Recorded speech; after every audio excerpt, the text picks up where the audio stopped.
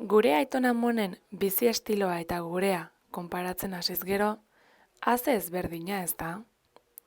Noizbait eseri al gara honi buruz hitz egiteko? Orain da momentua. Orain, zuen txanda da. Zer egin behar duzue?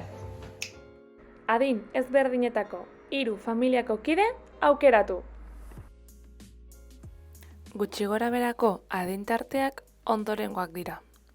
20-40, 40-60, 60-80.